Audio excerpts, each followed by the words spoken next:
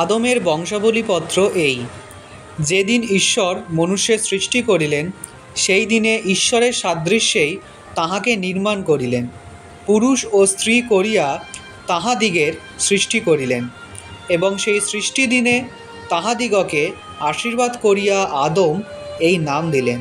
পরে আদম 130 বৎসর বয়সে আপনার সাদৃশ্যে ও প্রতিমূর্তিতে পুত্রের জন্ম দিয়া তাহার নাম শেথ রাখিলেন। শেথের জন্ম দিলে পর আদম 800 বৎসর জীবিত থাকিয়া আরও পুত্র কন্যার জন্ম দিলেন।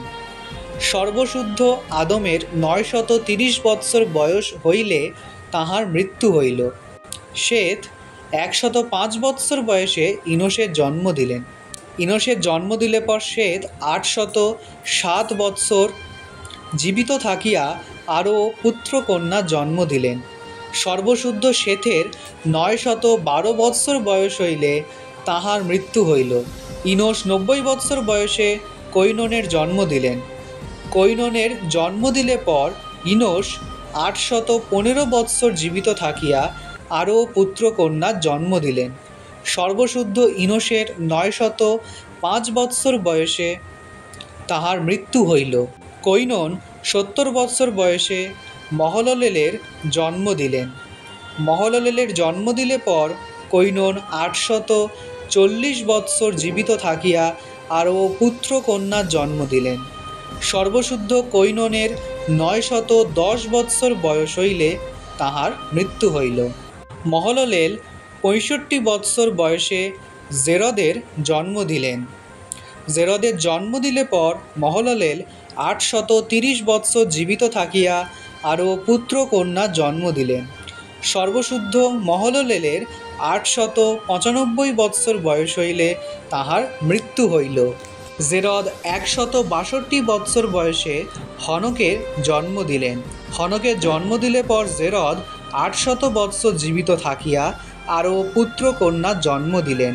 সর্বশুদ্ধ জেরদের 962 বৎসর বয়স হইলে তাহার মৃত্যু হইল। হনক 65 বৎসর বয়সে মথুশেলের জন্ম দিলেন। মথুশেলহের জন্ম দিলে পর হনক 300 বৎসর ঈশ্বরের সহিত গমনাগমন করিলেন এবং আরও পুত্র কন্যার জন্ম দিলেন।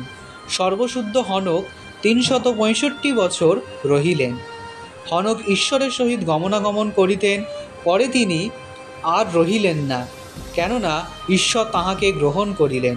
মথুশেহেল 187 বৎসর বয়সে লেমকের জন্ম দিলেন। লেমকের জন্ম দিলে পর মথুশেহেল 782 বৎসর জীবিত থাকিয়া আরও পুত্র কন্যার জন্ম দিলেন। সর্বশুদ্ধ মথুশেহেলের 969 বৎসর বয়স হইলে তাহার মৃত্যু হইল। লেমক 182 বৎসর বয়সে পুত্রের জন্ম দিয়া তাহার নাম নোহ রাখিলেন, কেননা তিনি কহিলেন, সদাপ্রভু কর্তৃক অভিশপ্ত ভূমি হইতে আমাদের যে শ্রম ও হস্তের ক্লেশ হয়, তদ্বিষয়ে এ আমাদিগকে সান্ত্বনা করিবে। নোহের জন্ম দিলে পর লেমক 595 বৎসর জীবিত থাকিয়া আরও পুত্র কন্যার জন্ম দিলেন। সর্বশুদ্ধ লেমকের 777 বৎসর বয়স হইলে তাহার মৃত্যু হইল। পরে নোহ 500 বৎসর বয়সে শেম, হাম ও জেফতের জন্ম দিলেন। আমেন।